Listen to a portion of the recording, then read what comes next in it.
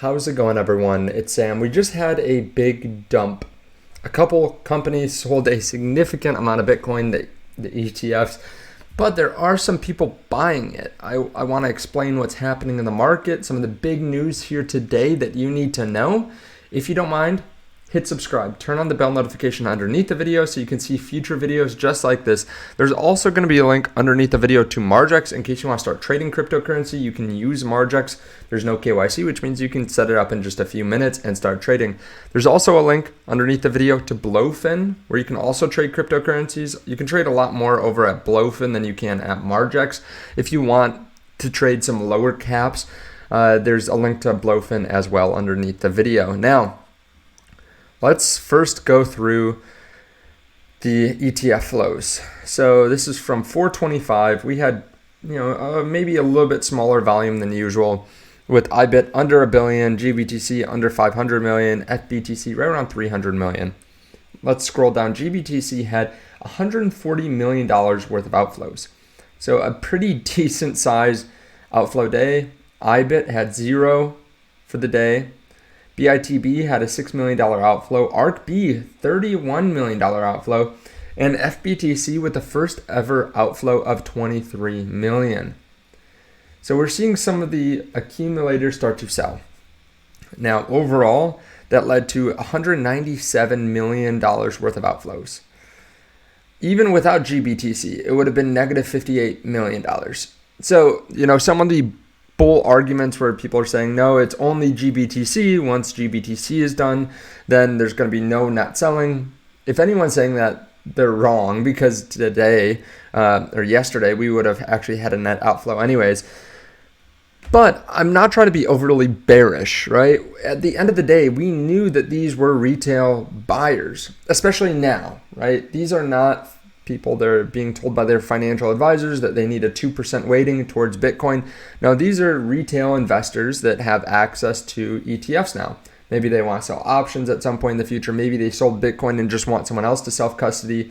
Maybe they were in GBTC and they're getting into something else. But some of these are swing traders. Some of them are short-term investors, right? Some of them do get freaked out by the market. This opens up a whole new pool of capital, right? It opens up, millions, tens of millions of people to be able to buy Bitcoin.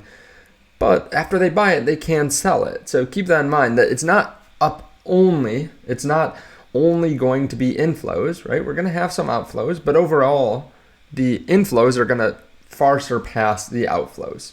We just have to know that overall, right? And one thing to consider is, even though the ETFs are selling right now, the price of Bitcoin's actually moved up since the beginning of the trading day yesterday. So yeah, there's $200 million worth of Bitcoin being sold, but someone's buying more than that because the price is moving up. So don't get too hard on yourselves. We're just seeing the very transparent whales, which are the ETFs, selling, but there are obviously other people buying right now. So overall, a pretty bad day from the ETFs, but this might be a buying opportunity if you are someone that wants to buy and allocate a little bit more towards crypto. I made a video earlier this week saying basically, I bought a lot of Bitcoin. Now I'm just sitting on my hands waiting for the bull market to ensue. A lot of people did not like that. A lot of people think that I'm bearish on crypto now. That's not the case. I hope we go up significantly, right? And I think that's going to be the case in the future. But we do have the SEC coming after crypto again. CoinSensus is also going after the SEC. CoinSensus sues SEC over unlawful seizure of authority over Ethereum. By offering their MetaMask wallet software, the SEC says CoinSensus is acting as an unregistered securities broker. So Ethereum developer Consensus filed a lawsuit against the SEC, striking back against the company's against what the company calls an unlawful seizure of authority over Ethereum by the federal regulator. The company wants a federal court to declare ETH is not a security. Any investigation of Consensus based on the idea that ETH is a security would violate the company's Fifth Amendment rights in the Administrative Procedures Act. That MetaMask is not a broker-dealer or not a broker under federal law. That MetaMask's staking service does not violate securities law and an injunction against the SEC investigating or bringing an enforcement action tied to MetaMask swaps or staking functions.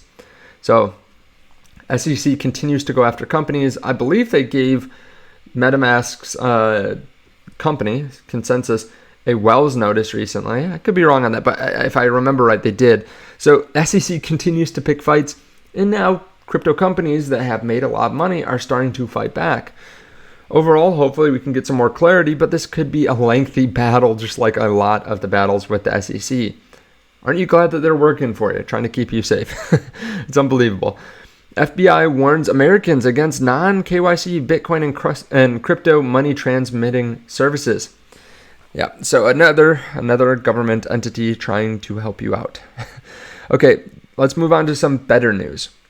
A Japanese public company, Metaplanet, just bought 97.85 Bitcoin. This is worth 1 billion yen, or about $6.3 million. We knew this was coming too. This was from 2 weeks ago. Japanese public company Metaplanet is purchasing 6.5 million in Bitcoin for its corporate treasury. I'm guessing this is that purchase. More companies out there are going to continue to buy Bitcoin. We've seen a ton of small companies recently, like a handful of butchers specifically, are buying Bitcoin for their corporate treasury. So kind of cool to see that happen. I actually made a video talking about how I'm doing that for my rental property.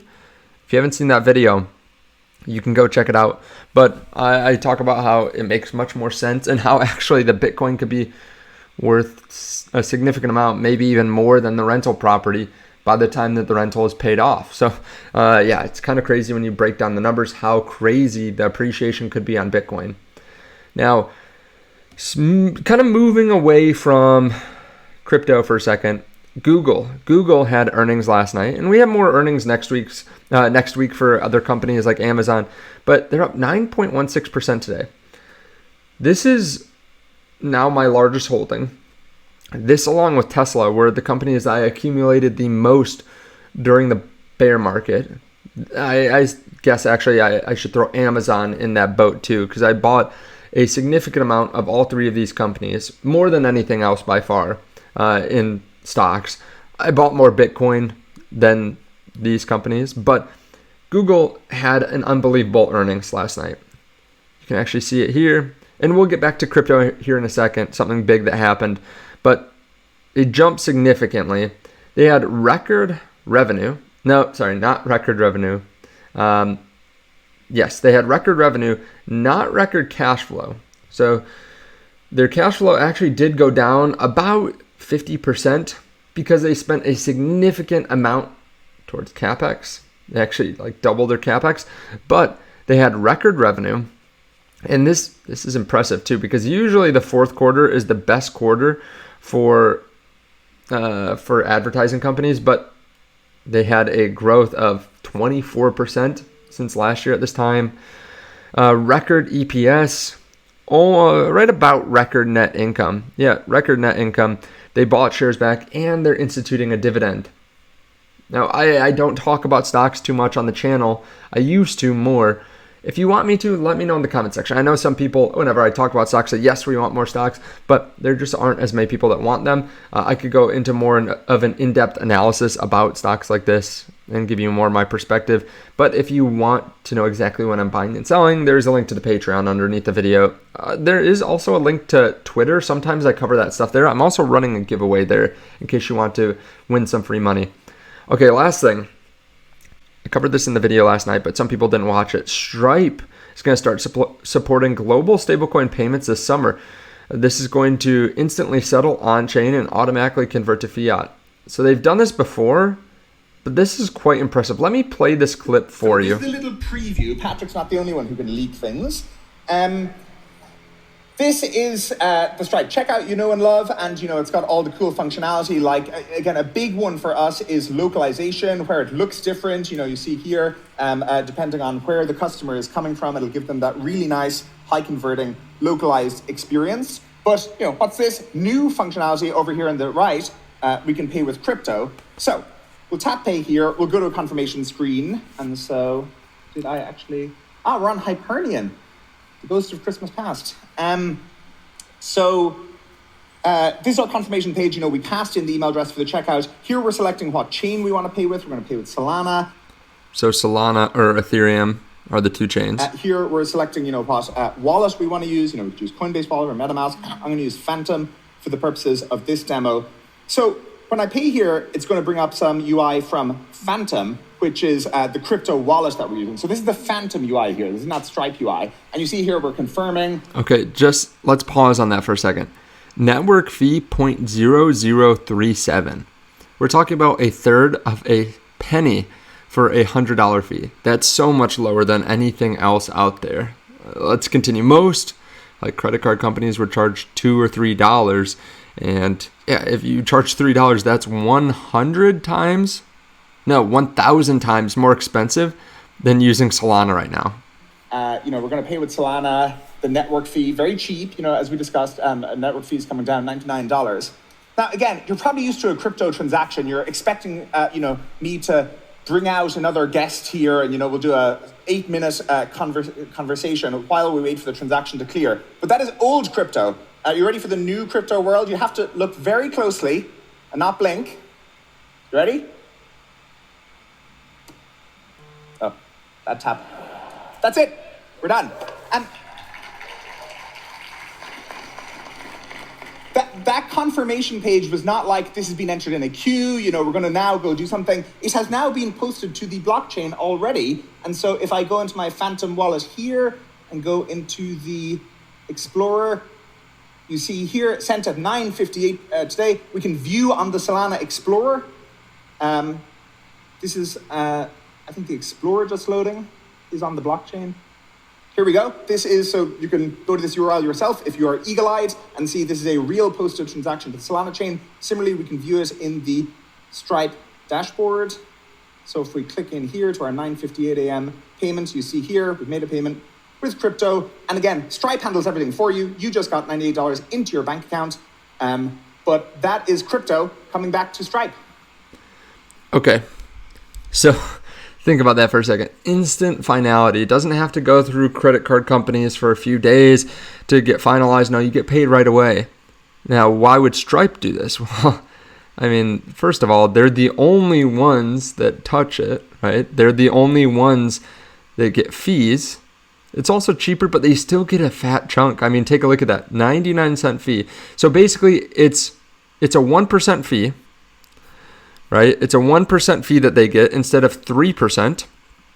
Let me go back to the end screen here. It's a 1% fee instead of 3% for the customers. So quite cheap, but they still get 1% at the end of the day. But there's instant finality too. So Stripe can offer it and say, hey, you can cut down your fees 66%. Everything's going to be 1/3 as expensive. We're the only ones getting the fee, and you can also get it instantly. That's pretty attractive. Now, is everyone going to flock to use crypto? Are people going to flock to use crypto? Not necessarily. But what if some of these companies start offering incentives to use crypto? So let's say instead of charging an extra 3% for credit cards, or maybe they don't even charge extra right now, right? Maybe they just say, okay, you can pay with credit card, or you can get 1% off your order for using crypto, maybe even 2%. So if they say you get 2% off your order by using crypto, they don't actually gain anything except for instant finality, but they don't get the transaction for cheaper, or they don't make any more money, but they can start teaching people to use crypto. So maybe they just ask people to use Solana, right? Give 2% back. It makes people want to start setting up a Solana wallet, which can be pretty easily done. They bring more people into crypto, and then after a year, they say 1.5% or 1%. You can save 1% by using Solana, and then eventually they move it down to like 0.25, something that shows, hey, you can still use Solana for cheaper, or will make it cheaper to use Solana, but they still make a good amount from people using Solana instead of using a credit card. Maybe they say, hey, we're always going to give 2% off to people that use Solana. So the fees are the same, but we get paid instantly. That's coming from the small business perspective. So Really interesting there. Maybe I'll even chop that up into its own video, but yeah, Stripe is making waves with this. Like, there are a lot of people that are going to be onboarded to crypto. They're going to look at it and say, why would I not use crypto? It's much cheaper. It's much cheaper. It's final, right? I get paid right away. I don't have to wait. There are no inventory issues. You know, there are a lot of use cases, a lot of reasons why someone would want crypto specifically instead of using a credit card company. Maybe it gets declined too, right? This way, they know instantly if they should sell a product, if they should give access to a product, all that kind of thing, right? Let me know your thoughts on this, though, underneath the video. Again, this is much bigger than something like Strike, right? Or Jack Mallers' company. Stripe is massive, one of the biggest companies in payments in the world. So them onboarding crypto, it's huge. Let me know your thoughts, though. Again, you can check out the links to Margex and to Blowfin underneath the video in case you want to start trading cryptocurrency. Thank you so much. I'll see you in the next one.